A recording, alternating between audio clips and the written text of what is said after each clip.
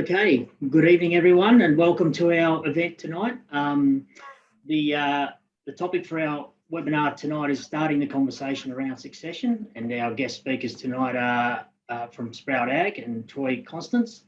My name's Jeff Minchin and I work with the Riverina Local Land Services as the Mixed Farming Systems Officer based in Temora, and I will be your host for this evening's event. The response to today's event has been really positive and we really appreciate your interest and for giving your time to come along and listen to what Troy has to present. This event is a collaboration between the New South Wales DPI and the local land services with support from the Farm Business Resilience Program, funded through the Australian Government's Future Drought Fund. Through the Farm Business Resilience Program, there will be several events, quite a few actually, over the next 3 months right across the state, across an array of topics. So if you'd like to keep up to date with what's happening near you, jump onto the website for the Farm Business Resilience Program and register, and you'll get sent out communication around what's going on in the region. The other thing to mention, going beyond tonight's webinar, there is a face-to-face workshop coming up at Whitten at the Malthouse, which is more about getting into the nuts and bolts of succession. And again, we'll be with Troy and SproutAg at that event. It's on the 25th of March. There's limited spaces available, so if you're keen, I would be booking early because there's not a huge amount of seats in that venue, but it should be a great day to come along and dig a little bit deeper. Just before we kick off right into the proceedings, I'd just like to do our acknowledgement of country. So firstly, I'd like to acknowledge that wherever we are joining from today, we are all on the lands of Aboriginal traditional owners. Here in Temora, I am on the lands of the traditional owners of Wiradjuri country, and I'd like to pay my respects to the elders past, present and emerging.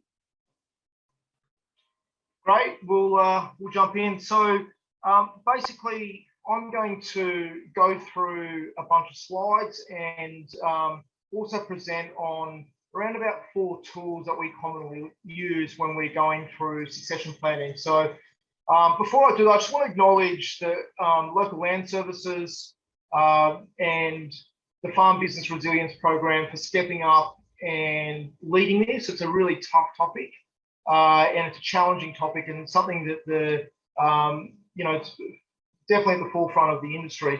And also acknowledge Jeff for really leading this. So thanks again for providing the platform for it.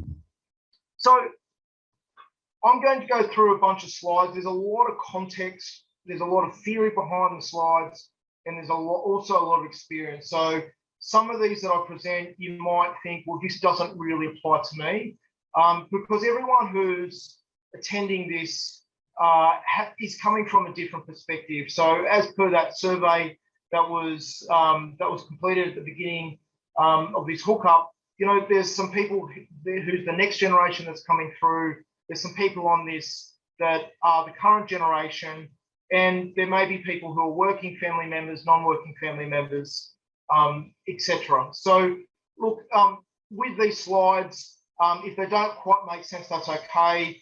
As Jeff said, after we go through the slides and the presentation, we're going to allow a lot of time for some Q&A, and also please get in contact with us through Jeff and the team as well if you've got different additional questions. So the mandate to me was from Jeff was to really get into the nitty-gritty and how to get the conversation started. So I'm not going to touch too much on the background of succession planning or what I call transition planning, the theoretical aspects of it. I'm just going to go into some working documents that we use and just really touch on the way we approach succession planning. So first and foremost, succession planning, for me, it's about transition, it's about change. And I always just, in a really simplistic way, refer back to these 3 circles in any family business. So obviously on this conference call, predominantly primary production, but it could be any type of business this applies to, and particularly any family business this applies to. So we're always asking the question is, What's happening with the assets is in who owns what now, and what's the plan for the current business owners into the future. And obviously, what does the family want to do? How does this impact the family? And what's happening in the business? Simplistically, who's doing what? Who's accountable for this? And when does the current generation want to transition into new roles in the business or to other roles? And or what type of role does the next generation want?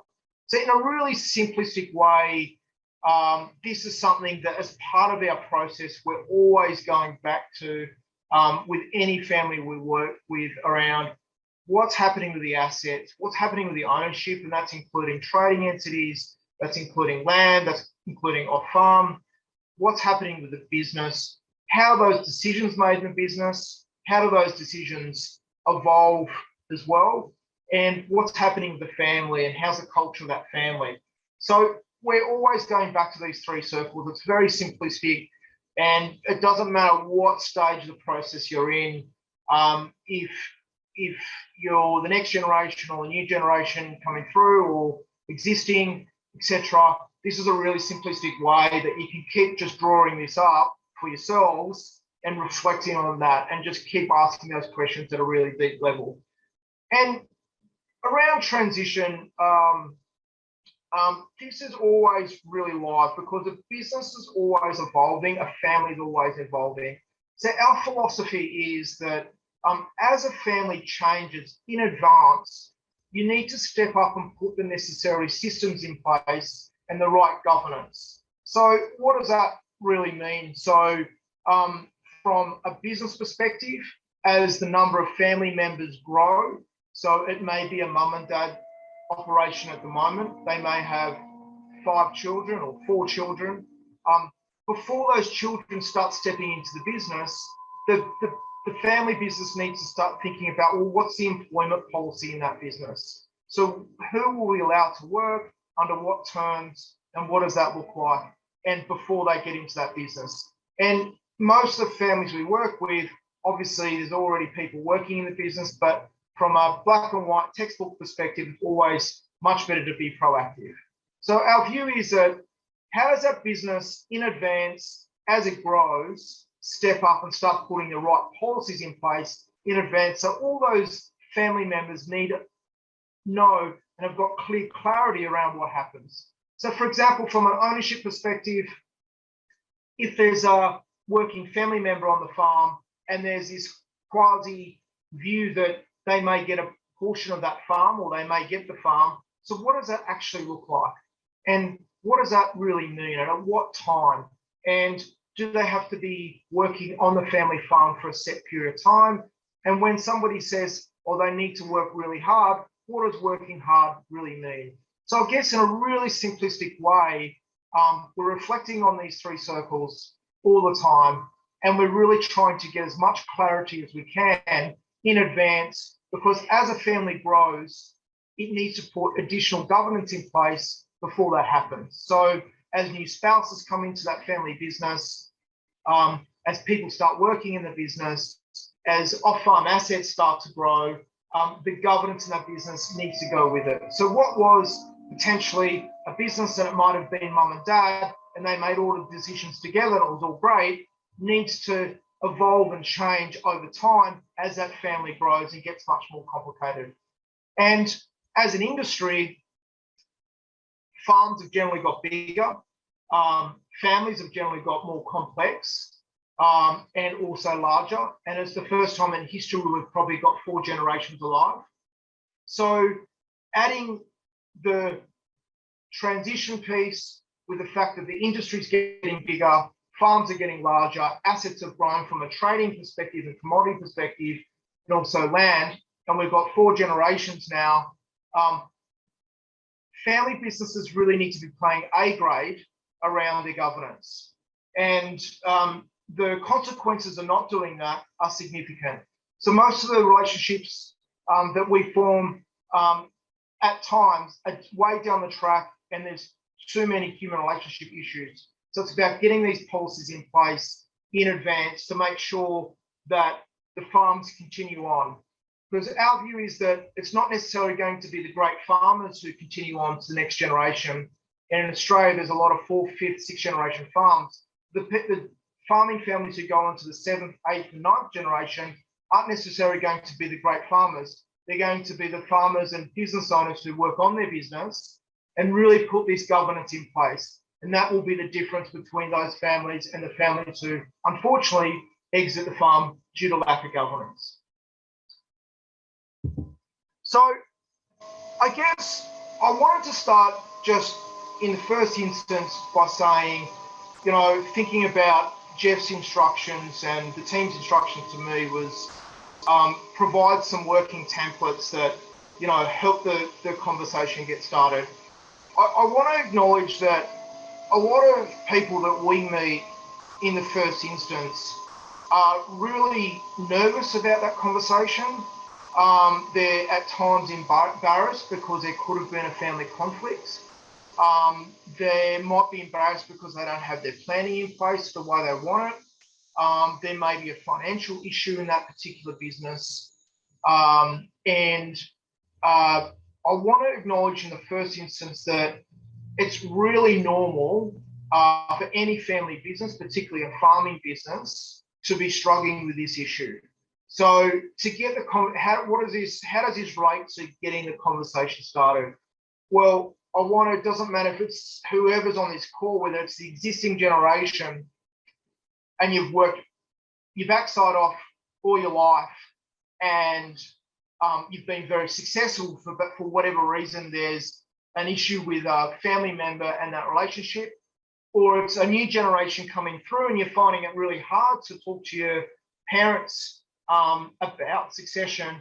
I just want to say it's really normal, because a lot of people say to me, look, you know, we're in this situation and everyone thinks they're the only families going through it.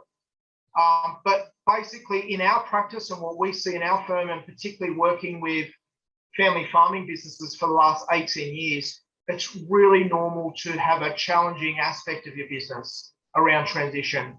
So I guess I just wanted to share this template first and foremost, and this tool to acknowledge that, generally speaking, that in any family business, everyone's got different interests, and it doesn't matter which family business it is. It could call yourself the Brown family, the Smith family, it doesn't matter who it is that everyone's naturally in conflict.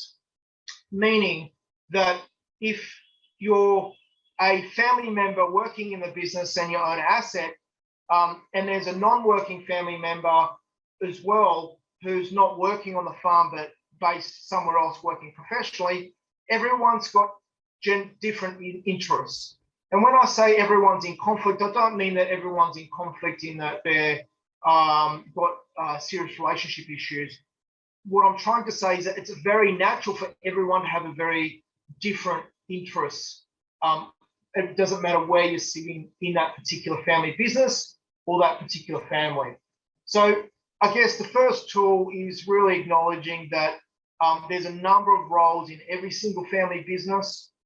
You're not alone, and that everyone's going through the same thing. And that it doesn't matter if you're thinking about a family now who's the best farmers in your district, the best farmers in your region, you think they've got everything sorted out, I can guarantee you they'll be challenged with a part of their business at the moment to do with transition or succession. So this is the first tool that we use and educating families around, is just to not be so hard on themselves and not to give up because every single family is going through it. So this is basically acknowledging that non-family members have different interests, non-family owners have different interests than owners, etc. So everyone's coming from a different perspective, and that's really normal.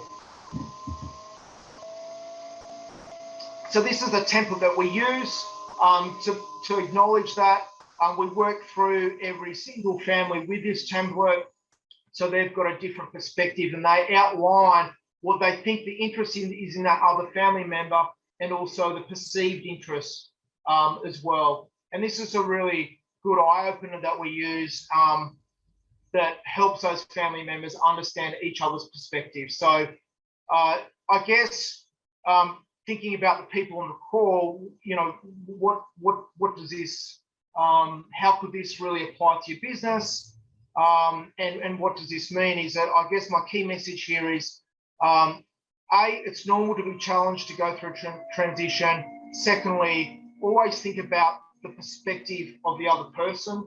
Try and really get yourself into their shoes and what's going through their head, because what I find is that most people don't really understand those small issues. So, for example, mum and dad are always worried about, I guess, the asset, the risk of the asset, and just to call it all as it is, there's always generally some type of issue with a spouse or a perceived issue with a spouse, and it's generally only perceived. That's just a small thing. And there's sometimes the generation coming through don't think about those type of risks that would be coming from mum and dad's perspective. Mum and dad often don't think about the fact that the next generation's got a lot of opportunities. The next generation needs to have the ability to apply their knowledge and skill set to the business, and that there's different ways they can put control in without being on top of the next generation from a day-to-day perspective. So this would be the first document that we generally work through with a particular family, and I thought that was pertinent to share. This is starting at the end. So I guess we've only got an hour tonight, or an hour or so tonight, and this is a one-page plan. And when we go through a transition plan with a family, we're often working on every single aspect of that family's business.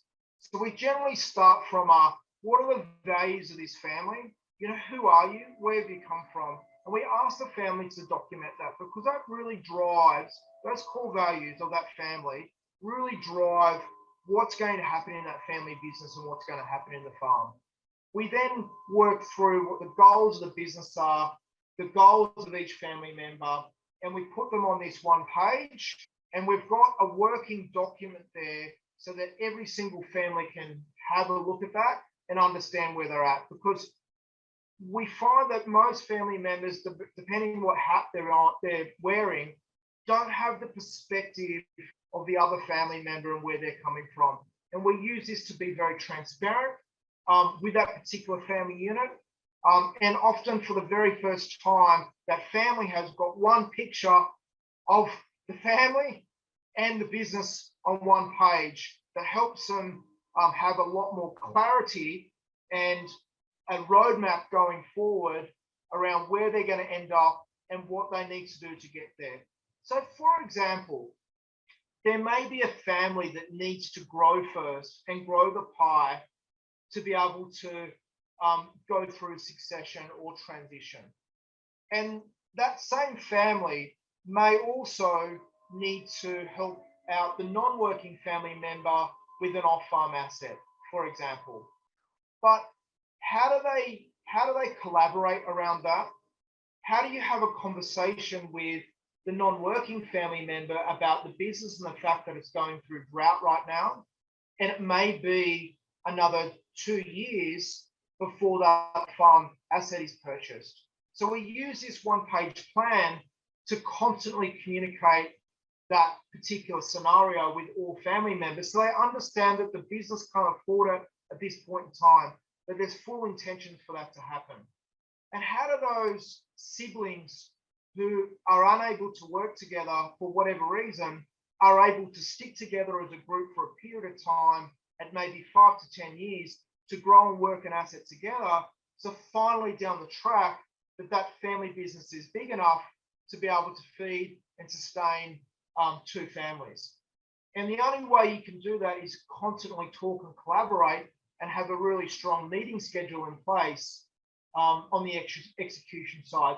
So again, how to get the conversation started and how does this relate to you is this particular plan is pertinent for the existing owner, the existing generation, and it's also really important for the next generation because it talks to what are the goals, what's happening in the business, what are happening with the assets, and for a family going through the transition, what are the roles and responsibilities and who's organising what? Because a transition plan for a family farming business utilises a lot of different professions. That family needs tax advice. That family needs financial planning advice.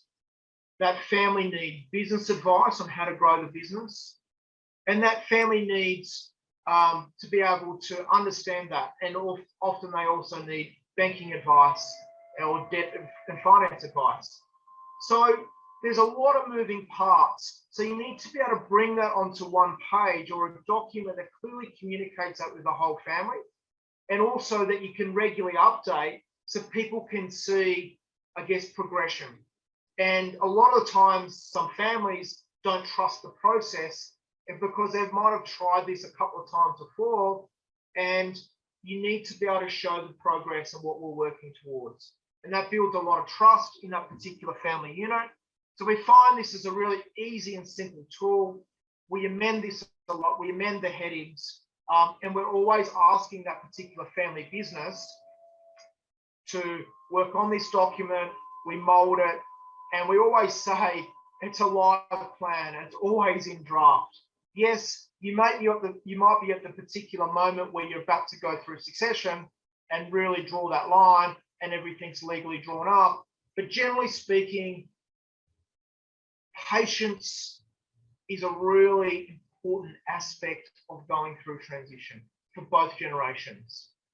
And often there may be a family that's been together in business a number of generations, and they're wanting results within 5 minutes. And there might be very good reasons for that. But a lot of the time is we're always using the word patience to both sides and to all family members around this process. So I guess another thing from our perspective is that a transition plan takes time.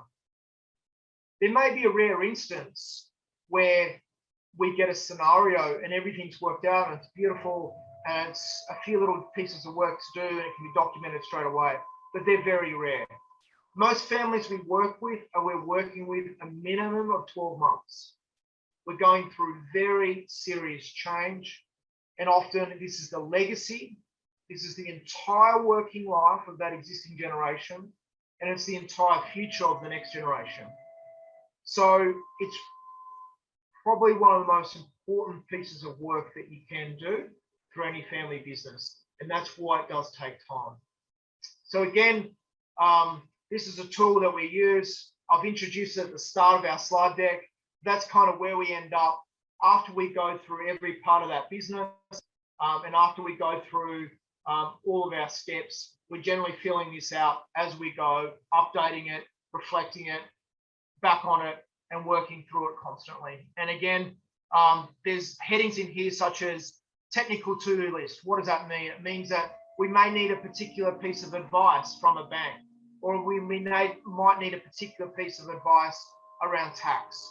But what we're trying to do is get the family to drive this first. So we're a big believer in the family stepping up and creating their strategy before we get to the technical aspects of that particular family business, such as the banking aspect, the accounting aspect, the legal aspect. What does this family want to do? What do all those members want to do over the next 3 years? What do they want to do longer term? And where do they want to end up? And that's the first part of that engagement that we often go through in the first part of that process, I guess. So one-page plan is a tool we use all the time. Really good way to get the conversation started is start filling out this. What do we need to do? What's the core family values of the business? Who are we? How did this business start? There's some amazing stories in Australian farming around the hard work, the resilience, and really document them and talk about them and share those stories. And often that comes through in the DNA of every single family. It's important that you document them. What does everyone want to do longer term? Where do they want to end up? 10 years plus. And it's okay, it doesn't matter what that answer is. Often we get to a situation and there may be conflict between siblings, but it might be just that that particular sibling doesn't actually want to be on the farm, they want to be at the coast. That's okay. Document that. How do we plan that? And how do they plan an exit? And how does the other sibling step up and compensate them for that? There's no right or wrong. And then the 3-year part is around the execution. It's great to have warm and fuzzy goals, but how are we going to get there? What's the cash flow of that business? What do we need to do? Clearly, the 1-year plan, the 90-day plan is what are we doing? How do we bring this transition together, and who else do we engage? 1-page plan. This is very similar, but it's again going back to our philosophy around creating an owner's strategy statement. So, and we're trying to get the existing owners of the business not on their own. They're certainly engaging the next generation and the whole family to step up and create an owner strategy statement so the whole family understands where they want to go, what they intend to do. And this is a collaborative approach, but again, this is the same aspect of where we end up with the 1-page plan, which is a very simple document, but also working through an owner strategy statement for that particular family. Often the family need to understand what's really important to them. So without being too simplistic and too generic, because this is not the case for every family, but if I may just say that the existing generation might be a little bit more conservative, and the generation coming through may be a lot more innovative and assertive. And that, by the way, that's not always the case. But if I could say that, the family needs to understand and step up and work out what's really important to them. Are they growing? Why is that important? Because if the next generation's buying $750,000 pieces of machinery, and that's a big issue for the current generation, they need to document that and work through that up front. If the next generation wants to quadruple their business, the existing generation doesn't, well, it's always going to be an issue. So in a really simplistic way is what's important to that family around growth, around control, and around liquidity.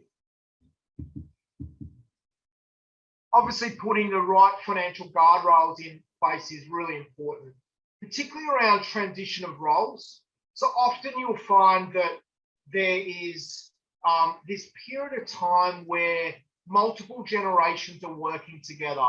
And that's always one of the highest risks time in that family business. And there may be a 4-way, 6-way, 8-way partnership happening. There may be multiple enterprises. There may be lease country, buying country, etc. But what's really important is that existing generation who's starting to give control to the next generation documents and make sure everyone understands what's going to really keep them up at night, and have that in place up front so that new generation can come through and run the operation the way they want to run the operation, etc. So this is some transition tools that we put in place where we often get presented with a scenario where a mum and dad are frustrated at the new generation doing this and that, but there's actually been no documented policies put in place, and they haven't actually documented around what's really important to them. And that could be around simple things such as drawings. It could be the type of car that they drive. It could be capital expenditure budgets for every year, very simplistic things, but most of these things are being done on the run, which then creates anxiety within that particular business, and then potentially conflict. So the non-financial guardrails are around who's going to lead the business, who's going to make the decisions, and how are decisions made. Again, very simplistic concepts, but how decisions are made are one of the biggest drivers of conflict, and that needs to be documented and understood up front, and the meeting cycle needs to match that as well, and particularly increase as that business gets larger and larger. There's a lot of work and a huge conversation that we could have around conflict, around communication, around meetings, around putting that as a basis of governance in your business. I won't go into that now, but again, that's a key part of, I guess, the transition process. Again, so another tool that we use a lot is a glide path, very simple table. But everyone wants to know what's happening and who's doing what. And also, this is for multiple generations. So this is a table that you could quickly complete as a family. And it's a really low pressure template. It's not putting anyone in a corner, and it's not asking anyone to make a very clear decision right now. So often people are wanting really black and white answers around things like when's young Mary or when's young Johnny going to come to the farm and work full time. Often there's young Johnny and Mary saying, well, when's mum and dad going to retire and when will they stop getting in my way? Often what's stopping that is that those particular people aren't actually clear within themselves about what they want to do. And it's like anyone on his call now is that if you've been doing anything all your life or a particular thing, to us, any of us right now, well, when are you going to stop doing that? If I said to Jeff, when are you going to stop working for local land services? He doesn't know the answer. And so, but if I said to him, hey, do you have some kind of plan? And Jeff might say, well, look, Troy, I don't know really. I love my job. It's a really cool job, but maybe 10 to 15 years time, I might be doing something else. That's a much easier question for Jeff to answer. So what a really good thing to do is, if you're having difficulty engineering a conversation or understanding timing or trying to work out what people are passionate about now or less passionate about, is ask them to fill out this table, or not even as formal as that. Just simply say, you know, what over time, mum or dad, you know, what do you want to do? You know, what would you like to keep on this farm? Like, what do you want to keep doing? And what do you want to potentially let go of? And it might be, oh, gee, you know, I hate doing the livestock work because I'm potentially getting too old for that. I can't see myself doing it.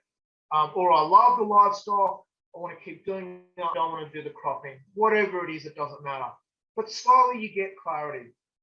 And then you might not get all the answers you want on day one.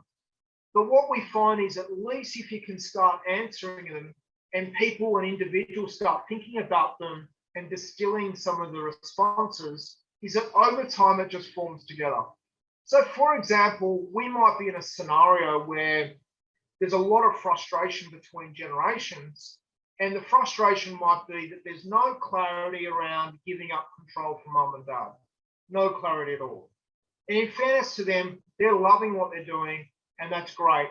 And it's up to them to decide what they want to do. But they might be really comfortable in saying, well, look, over the next 5 years, I can see myself doing more of this and more of that.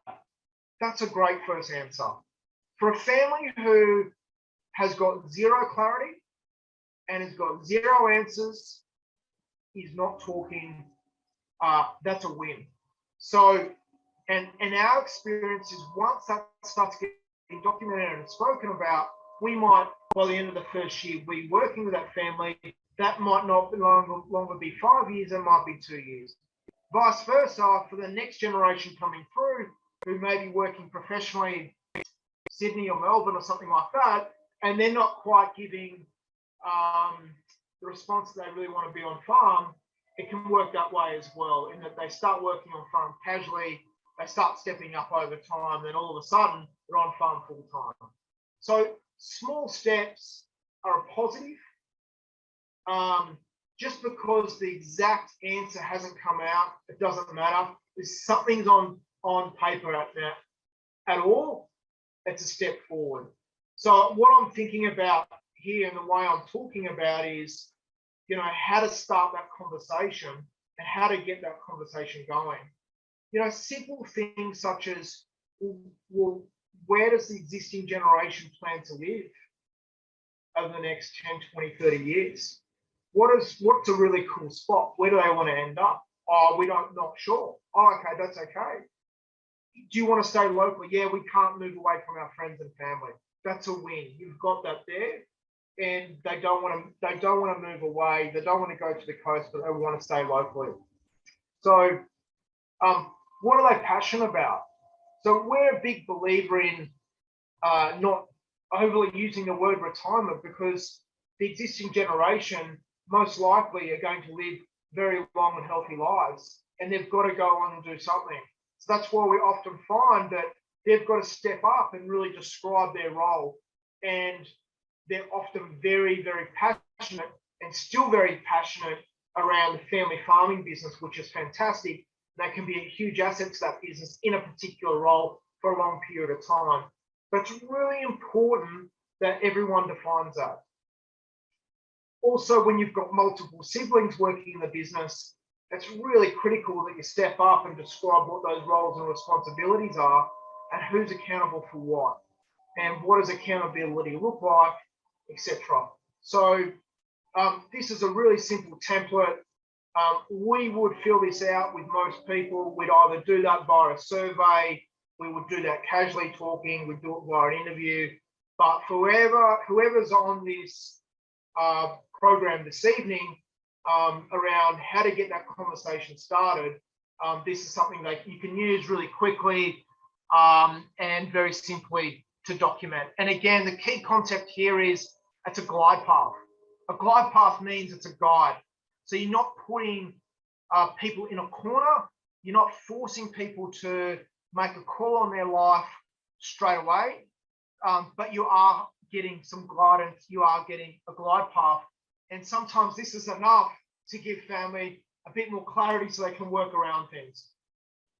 For a family who's in serious conflicts, and for family, for whatever reason, haven't engineered those conversations the right way or been as professional as they like to be, and they're stuck in the mud and they can't move, and they're just going around in circles, and they're grinding this out, and it's been going on for years and years, and that family has anxiety.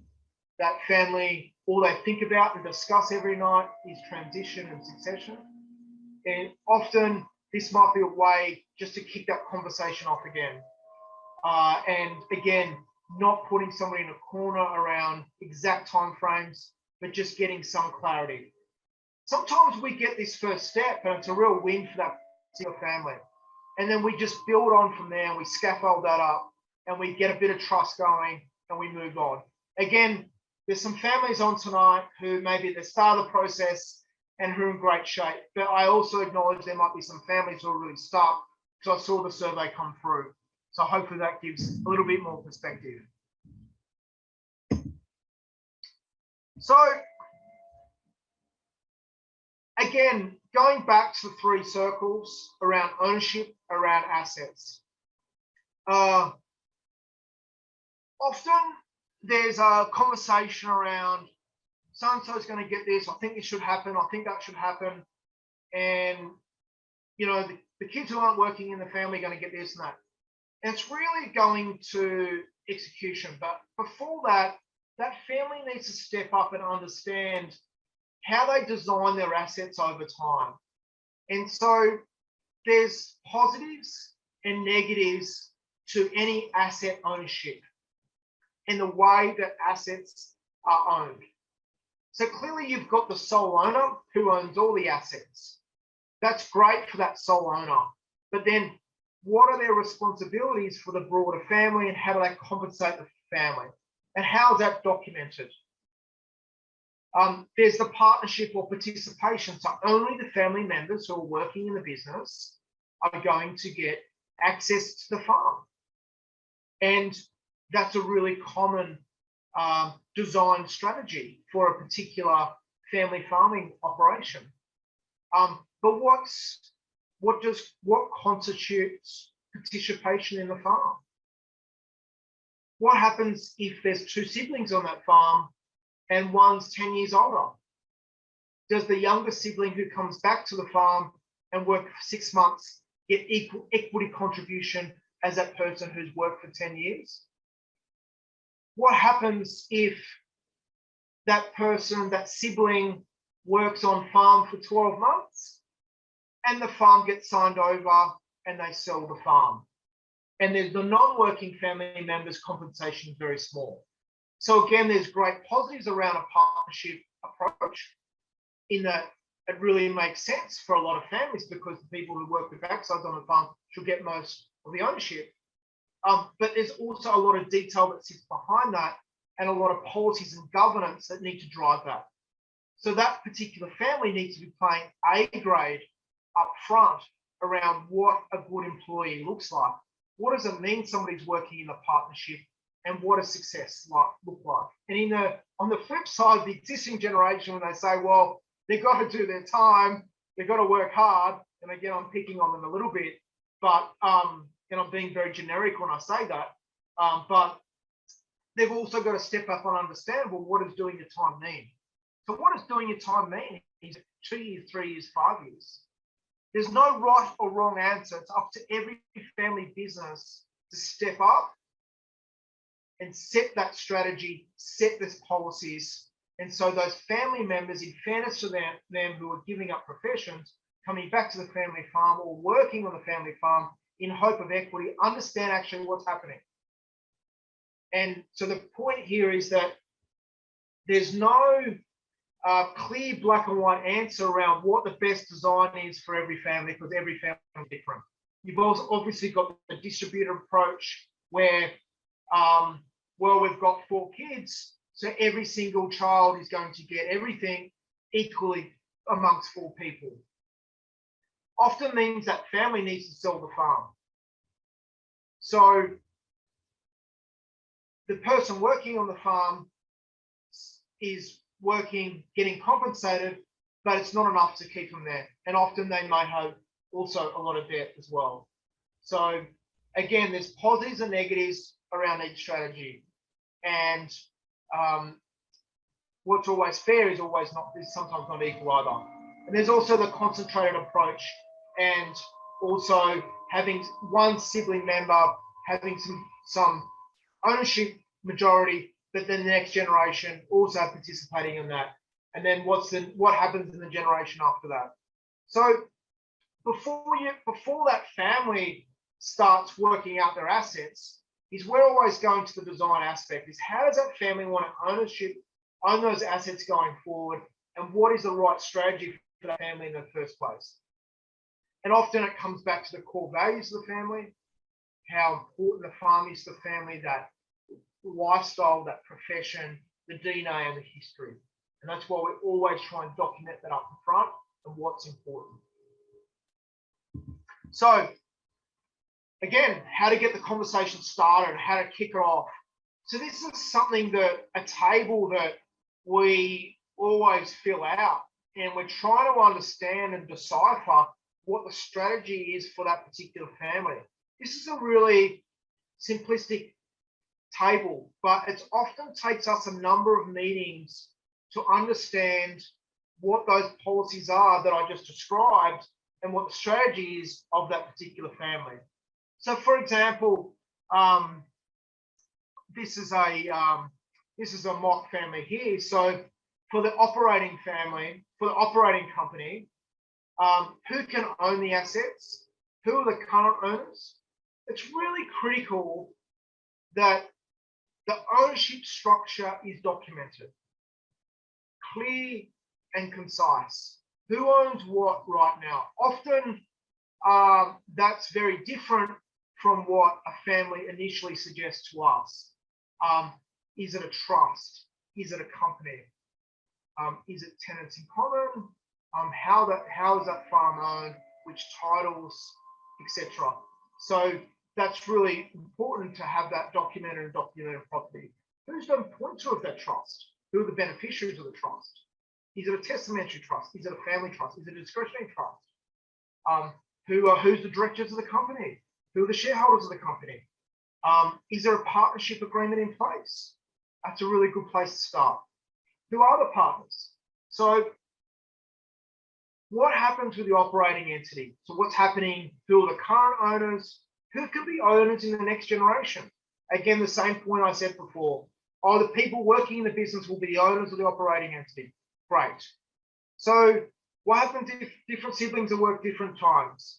And what do you mean by the people working in the business? So we try and really document that out and to understand that. And we then point out the risks to those particular families and the positives and negatives of that. But this is a good place to start for any family. Again, in a really simplistic way, you can really overcomplicate this as well. I'm talking in a fair bit of detail around those company structures, but to be really honest, even if a family just started with a blank piece of paper and started talking about different scenarios and different assets and started documenting that down and started just flipping the pages and writing it. What happens here? What happens in that scenario? What happens if somebody gets hit by a truck? What happens if they get divorced? What happens if mum and dad no longer want to run the farm? What happens if young Johnny and Mary don't want to run the farm? And you simply go through that in a really simplistic way. So how to get that conversation started, you know, it can be very easy with a piece of paper in the first instance to do that, just to get it going. And then from there, you might be able to just step up and then start filling out a table like this. So this is a tool that we use. It's called what we call the shared asset map. It talks about each particular asset in that family business, who qualifies, who's the current owners, who qualifies to be an owner in the next generation, and under what circumstances. So it might be off-farm assets in a particular family. So who's going to qualify that and why and in what scenario? And this is a really good way for a family to communicate with each other around what the expectations are around ownership going forward. Shared asset map, again, a really good way to for a family to start the conversation. This is a table. The step before this could be really easy. It could be just blank sheets of paper, writing it down, discussing. Your next stage could be filling out a table like this and going through scenarios. The scenario after that could be a very detailed estate plan, working through bit by bit as well. There are different stages. Again, if you're stuck, if you don't know how to get the conversation going, it could be simply blank pieces of paper in a really casual setting with a family, talking through different scenarios, different assets, and around really in a detailed way, extracting that, and then the ability to communicate it onto a table like this. Sorry. So I've just stepped through in a very quick way around 4 templates that we use commonly on how to get the conversation started. I've skipped through them.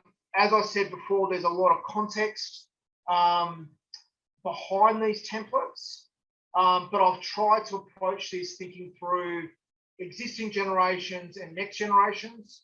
I've also tried to approach this by thinking about if you're just starting a process, or also if you're maybe stuck in the process. So I'm really hopeful that some of these simplistic concepts, or some of these concepts have touched some people, because I understand that every business is very unique. Everyone's in a different stage. So hopefully these working documents are helpful. So I might just hand it to you, Jeff, to see if there's any questions. Yeah, great, Troy. That's excellent. I reckon those. I think those tools you've presented there tonight are great. A couple of key things I got out of that is in succession planning, communication, transparency, and patience are all very key in the whole process. And I think those documents you've got there really help to facilitate that communication and transparency. That was excellent. We do have a few questions, and people feel free to put some questions either into Slido, or you can put it in the chat on the Zoom if you like. Camilla is in the background; she can transfer them across. But one of the first questions, Troy, at what stage in the business should succession start, and how often should we review it? So as early as possible. So even if you're I guess a brand new business starting off, and you should be thinking about transition.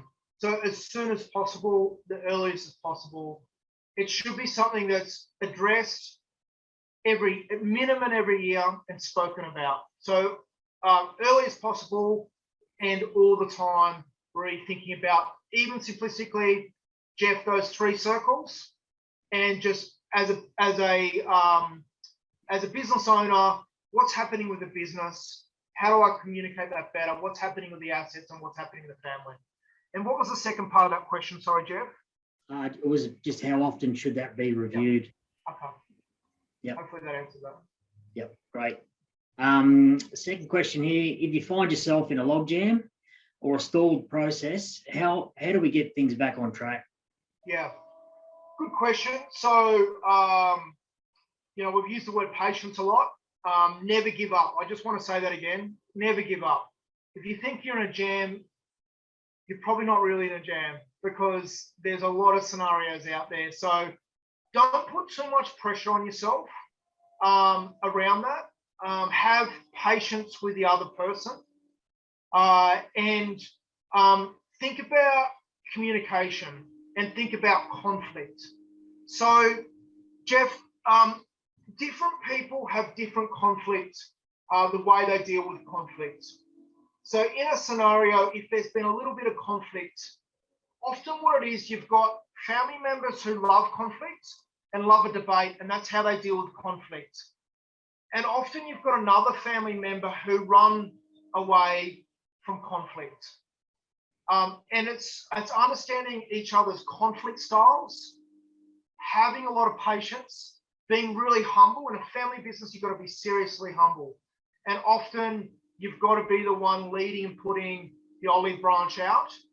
So reducing your ego, whether you're wrong, right, doesn't matter, in any family business. And how does each family member step up and communicate better? So understanding conflict styles. Understand that different people like different communication. Some family members might be good enough with a text and love text. Some family members can only communicate face-to-face. So everyone's different as well. So I would say, think through the commentary tonight around patience. Think through the commentary tonight around different roles and perspectives and what might be that's on their mind. And often it's only perceived, and the conflict styles. Yeah, great. So next question we've got here, how long does it take to get the plan on a page? Every family is a little bit different, to be honest. For example, if it's really straightforward, Jeff, it could be quite quick. You might be able to work through the different aspects of the business very quickly, and that family may have time to meet and collaborate. But generally speaking, we always tell every family, allow a year for us to go through it. If it takes 3 months, great, that's fantastic. But we're dealing with change. We're dealing with often, there may be a mental health issue in that particular family. So sometimes we may have to slow down. Sometimes we can speed up as well. I know it's a really vague way to answer that, Jeff, and I apologize to do that, but we always allow a year for those different components that come up. Yeah, great. The next one we've got here, succession planning versus estate planning. Do you agree they are quite different? Look, I think ideally for every succession plan, the estate plan would butt into that at the end. So the way I see that is, as a family, you want to be in the driver's seat, and you don't want to turn up to a lawyer and start having a conversation straight away with a lawyer. A, it's going to be expensive, and B, as a family, you need to step up and work together to create that strategy and articulate that in a really clear way. Make sure that everyone's on board with that, or at least understands why that strategy is being put in place. Thinking about the family is really critical. And then the estate plan then comes behind that and butts into that around different ways around ownership, reviewing trusts, and what's the most effective way. i.e., if a lawyer doesn't know that a particular family wants to have different family members come in over time on farming land, they may set up a trust that doesn't allow multiple equity holders. So it's important that that family steps up and articulates what's happening, where they want to be, the business growth, and then the estate plan comes and butts behind that. That makes sense. Yep, no, that's good. Great. The next one we've got, I'm really not good with conflict or asking for what I want. How do I build confidence in doing this? Yeah, often really, that's a really good point. And because whoever's asked that question again, that's a really normal scenario that we come up against, because in fairness to you, you're dealing with a loved one. You might be dealing with a sibling, you might be dealing with a parent, and you're mixing, I guess, family, you're mixing money, and you're mixing blood, and that's not easy. So first and foremost, I would say to that person, don't be too hard on yourself. It's really normal to be quite anxious and to engineer those conversations properly. So I guess what we often do is prepare a family member to have that conversation. And it's around practice. It's around structuring it in the right way, so it's not going to offend the other person. It's around the right timing. And it's about professionalizing that conversation so it doesn't get emotive. So it sounds, maybe I'm overcooking it here, but often we'll prepare a family member by just going through what that conversation is going to look like, going through the typical responses they might get, and in a professional way, how they might respond. So it's about practicing, it's about role modeling that, or role playing that, and it's about really stepping up that professionalism and doing it in the right way. It's a very normal scenario for everyone. So yeah, I'd say to that person that practice, engineer it, work through it, and work hard on it. Yeah. Yeah, right. That probably leads a little bit into the next question here. Do you recommend doing this planning between family members, or is it best to get a third party involved to understand the family needs? Yeah. Look, you don't need to get a third party involved. A family can certainly do this themselves. But I think, and I've seen many families do this, and some of these concepts I've discussed tonight, they might call it something, much more casual than the way so I'm calling it a meeting schedule. They might just automatically, culturally in that family, meet every week around the kitchen table, and they've done that because that's what father did or their mother did, and they've learnt that. So what I would say is that there's a lot of theory around culture and family businesses, and that replicating itself from generation to generation. I would say that if a family business has got multiple siblings working in that business, there's multiple generations involved, it's rapidly expanded, and there's a lot at stake, and that family, the previous generation, the succession didn't go so well, I would certainly advise to get a third party involved, because there's too much at stake. It's not just about the assets and the asset size. It's about the most important thing and the relationships in that family. And you've got to be thinking that it's not this current generation, the way this transition is going to happen. It's the grandkids, etc. And it's going to be the cousins in the next generation who talk about how this went down. So I would always advise that if you can get a third party involved, it's certainly not compulsory. But if there is a level of complexity, there's a history where there is conflict, certainly I would encourage that more, if that makes sense, Jeff. Yeah, good. That's great. Next question I've got here. How does succession planning fall into place with or without a will? Yeah. So obviously, I discussed there a tool around the shared asset map. And clearly, if there's intent, and this is where that estate plan comes in place, Jeff, and having that but in the end. So basically, every family is a little bit different around their transition plan and where they're at. They might be just starting off. And to get a plan on paper is better than no plan. But I would always encourage that as those plans get more formalized and more crystal, and that family says, now we've got clarity around that, the wills and the estate plan, which form the estate plan, should talk to that as well. Yeah, right.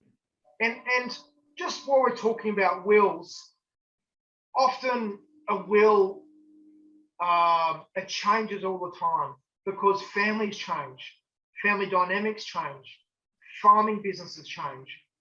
And most of the population of Australia, and certainly farming businesses' wills, do not talk to their intent. So as we're going through any part of the transition plan, we'll encourage that family to update their legal instruments appropriately. Yep, great. And now one more to go, I think. Kids seem to be bringing it up now and then. We aren't ready to talk about it. And with the recent seasons, we're just hitting our straps again. What should we do?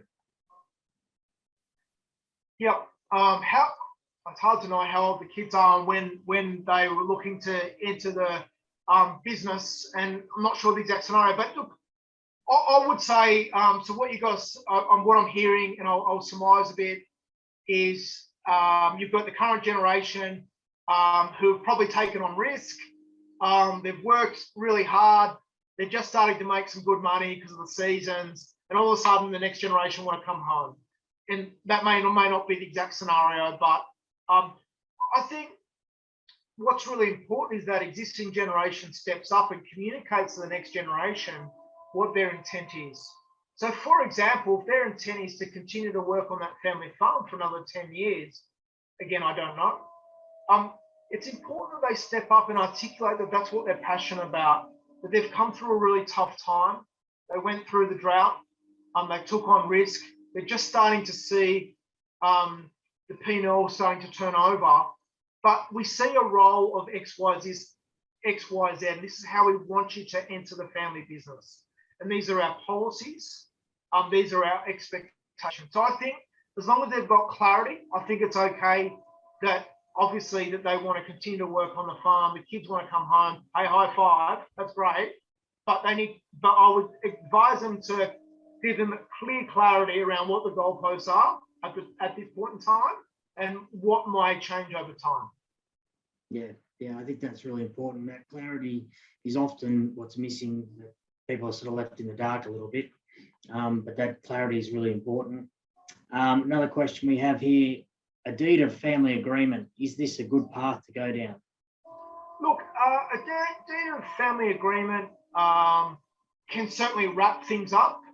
So it can certainly supersede previous agreements, etc., and clearly dictate to that family what's going to happen.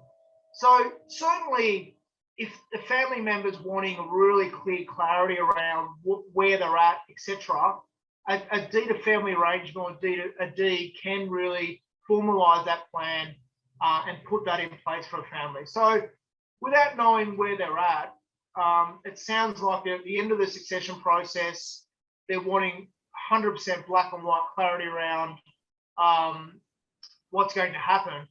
A deed such as that can be a good way to wrap up any previous agreements.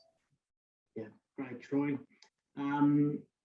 There is a little comment here. Somebody's really enjoyed tonight, said it's been absolutely brilliant. So thank you, Troy. One other question we have here, are there any other documents to consider when we are going through this process?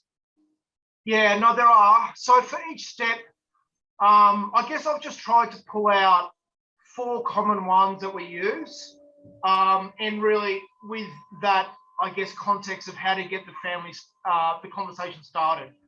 So there are a lot of different templates to use. So for example, we've got a template that's a communication plan. So everyone understands how they're going to be communicated to and why, etc. So yes, there's a lot of templates that can be used, a lot of tools that can be used that we deploy for every family. And every family is different. So we're always using different ones because we feel like they might need one, but there's certainly a core set of templates that we use probably for every family.